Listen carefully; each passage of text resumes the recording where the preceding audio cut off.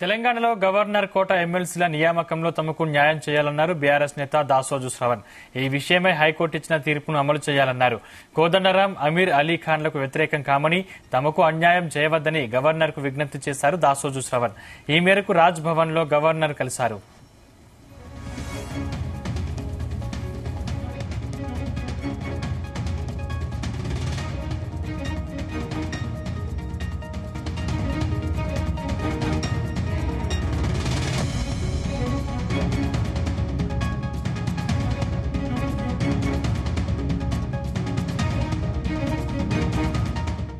రావు గారు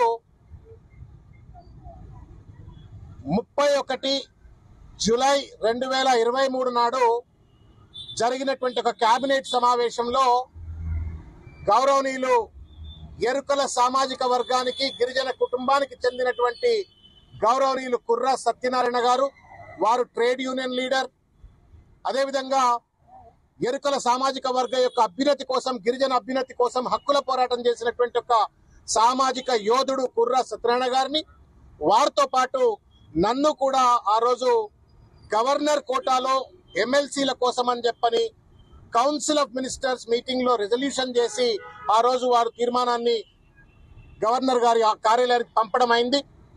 దాదాపు 55 రోజుల తర్వాత ఆ రోజు మేము ఎక్కడో శ్రీశైలంలో ఉన్నాం. 25వ తారీఖు నాడు, 25 సెప్టెంబర్ 23వ తారీఖు నాడు మేము శ్రీశైలం పోయినాం.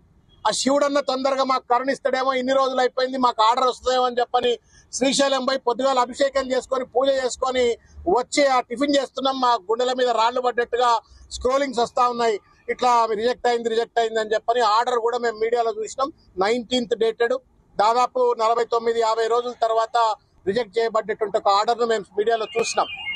దాని తర్వాత మేము న్యాయం కోరుతూ 7వ తారీఖు డిసెంబర్ నెల 23వ సంవత్సరంలో, అంటే గత సంవత్సరం డిసెంబర్ 7వ తారీఖు నాడు మేమిద్దరం కలిసి మాకు న్యాయం చేయాలా, ఇది రాజ్యాంగ ఉల్లంఘన జరిగింది అని చెప్పని ఆ రోజు మేము కోర్టులో కేసు వేయటం అయింది.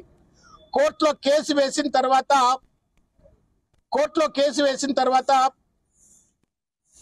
కోర్టులో సబ్జుడైజ్ మ్యాటర్ ఉన్నటువంటి ఒక సందర్భంలో ఇప్పుడున్నటువంటి ఒక రేవంత్ రెడ్డి గారి ప్రభుత్వం 27వ తారీఖు నాడు మళ్ళా ఒక 2 వ్యక్తులు, ప్రొఫెసర్ కోదండరాం గారు పెద్దలు, తర్వాత పెద్దలు ఆమీర్ అలీ ఖాన్ గారి యొక్క పేర్లను పంపించి అది ఇమీడియట్ గా